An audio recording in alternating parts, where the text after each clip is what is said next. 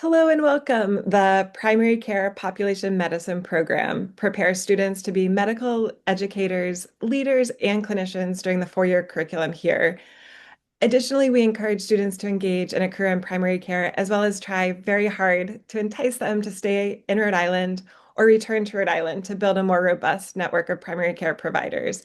It's especially gratifying when a former PCPM student returns to Precept LIC students. Pauline Bagetelas, a Rhode Island family medicine physician and graduate of our PCPM program, will be joining our cadre of preceptors during the 26-27 LIC year. Welcome, Dr. Bagetelas. May I call you Pauline? Yes, please. Wonderful. It's so great to be here with you. I will start us off with a big question. What attracted you to family medicine? Sure. First of all, I want to say it's such an honor being here. I'm so glad to be back and have this full circle moment. So yes, that definitely is a big question. And I think I could give you 10 different answers, and they all matter equally. But one I often come back to is that family medicine is a place in medicine in which there's no bounds to your curiosity. Every symptom a patient shares, every diagnosis they have is relevant to you as their physician. And I think I started to realize that at the beginning of med school when I was paired with a family medicine preceptor for doctoring. And then certainly I realized that more and more during the LIC and then, in residency as well. And I just love that because I think that when I was with specialists, who I have huge respect for, I sort of was very uncomfortable with the idea that, if I was, let's say, shadowing a neurologist and then the patient spoke about her postmenopausal bleeding, it sort of bothered me that was just tucked away and left for the gynecologist to deal with. I wanted to know more about that. I wanted to ask the patient more about that. And so I love that in family medicine, you can ask all the questions of your patient because it could be relevant. And I think too, what I find so rewarding is guiding the patient through all of those symptoms. Uh, I've come to realize that there's no way I will always know the answer or the treatment, but I have huge resources available to me in the form of colleagues, fellow family physicians, specialists, up to date. And my patient will be just as grateful for me using those resources to help them. Yeah. I really like that answer, that boundless or endless curiosity, and that all things are relevant. I certainly admire and appreciate how much family medicine it's taking care of families, it's all ages as well. And it sounds like you started to answer our second question. Do you think being in the LIC impacted your specialty choice? Yes, I credit the LIC and the CPM to my specialty choice because I was a PLEMI, that combined BA MD program at Brown, and I applied to that, convinced I wanted to become a child and adolescent psychiatrist. And it was the LIC, just having that continuity with patients at each site that really drew me to family medicine, and also, in particular, seeing the relationship that my family medicine LIC preceptor had with her patients. Um, I felt like it was in family medicine more than anything that there was that really close relationship.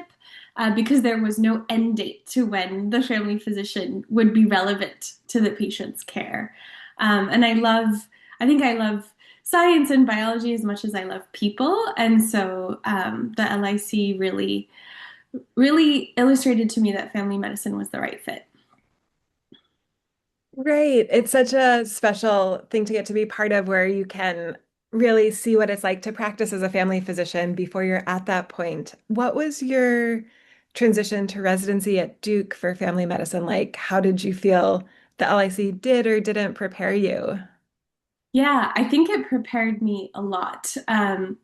I remember reflecting on this in the beginning because I think one thing So my family medicine residency was it was an opposed residency program, meaning that often we were rotating with colleagues who weren't part of our weren't part of family medicine. Like the OB/GYN rotation was with OB/GYN residents and faculty.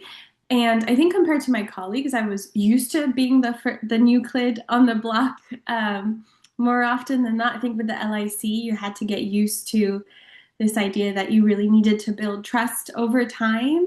And I think that skill really helped me.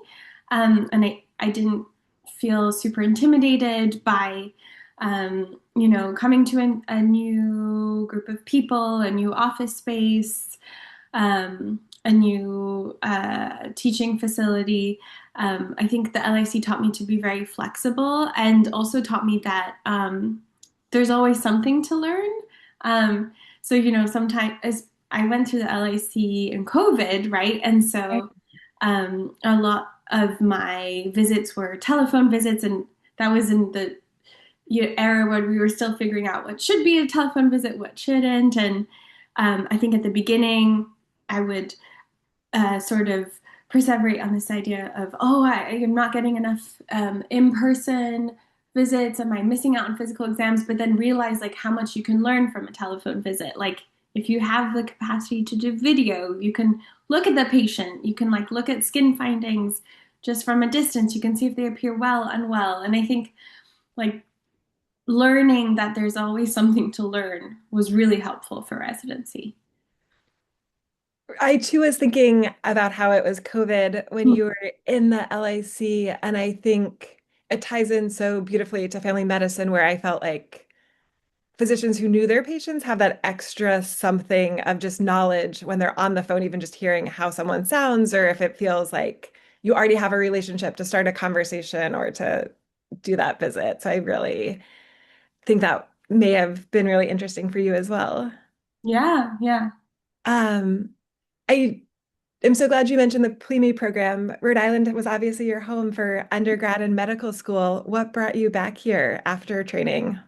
Yeah, I actually during my fourth year of med school when I was deciding how to rank my match list for residency, it was hard because I really considered staying in Rhode Island for residency precisely because I had been here for 8 years and built connections, and also just knew of the resources available to my patients and saw how invaluable that is. And it was a tough choice, but I think I knew that I needed to leave so that I could come back, if that makes sense. I Totally. wanted I wanted to learn another health system to prove to myself that I could do all of that learning again.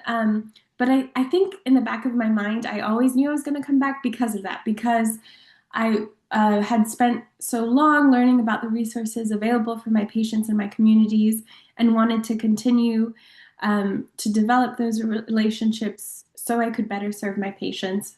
Also, I would be missing out a huge part if I did mention I fell in love with a Rhode Islander at the end of med school. My now fiance, George, born and raised in Rhode Island, and he did make the move with me to North Carolina for residency.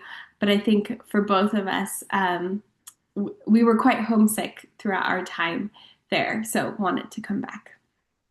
And Rhode Island, so lucky to have you. We're so happy you're back. I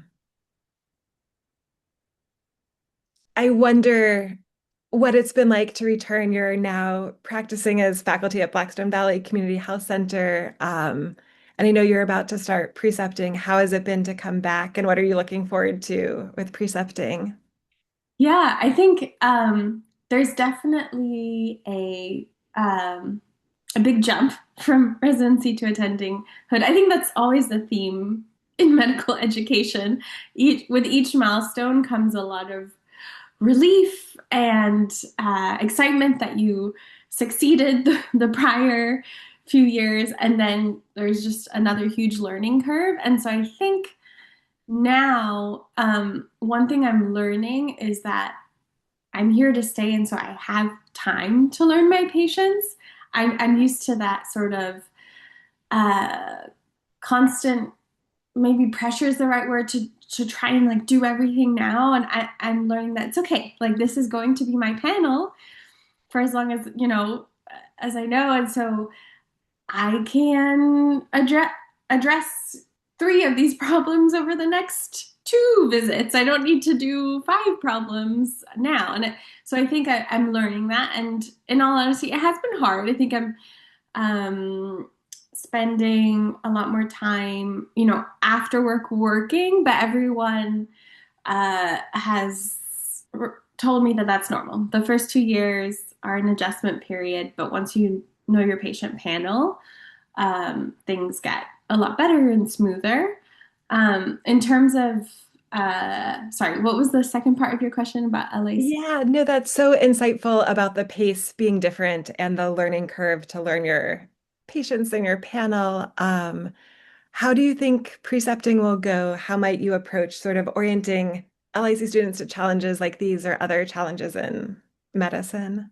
Yeah, so I think one thing that I'm mindful of with precepting is that I do not want the medical student to feel rushed, right? Because um, this is such a precious time for them, and I would much rather they have like few but very in-depth visits and meaningful visits with patients where they learn a lot as opposed to just like feel like I'm rushing them. And so I think I'm just going to be mindful of talking with the student before the session, obviously seeing what they're interested in, and then sort of looking at the schedule and finding patients that would best suit their interests, and getting permission from the patient ahead of time to talk with the student and see if they have time to spend more time than usual in the office. And I think I did that a bit in residency, and that kind of really worked because then the patient also felt empowered that they were contributing to someone's education. So I really hope to kind of continue that in clinic with my LIC student. And also because one thing that I struggled with a lot as a student is that I hope my student doesn't feel is I often felt guilty for being a student, for taking up space, for taking up the patient's time, my preceptor's time. And I really don't want my student to feel that because they have to learn, right? They have to learn. And not only do they have to, they should learn. We want them to learn. We need them. And so that's the attitude that I want them to feel. Yeah. Absolutely. I didn't mean to interrupt. No one is born a doctor, and I really am Yes. going to copy you with really orienting my patients to ask if they do have time, knowing that like you Mhm. want students to spend time with them. As we wrap up, looking back at the LIC, is there anything else that stands out or things we missed that we should have asked or talked about today? I just want to give credit to all my LIC preceptors that I had, not only in family medicine, but in all specialties. I think now, as an attending physician, I realize that um, teaching students, precepting students is something you're doing voluntarily, right? There's no extra kick in terms of money or anything else. It's really my preceptors signed up to do it because they wanted to do it, and what a beautiful thing that that is. And I know that they were all very busy in their professional and personal lives, so them taking the time to take me on just meant a lot. And I'm very thankful to them. And I hope to do justice to that by continuing on their legacy. And thank you so much for the time and attention you're putting into precepting. It was so great to talk today. Likewise. Thank you, Megan.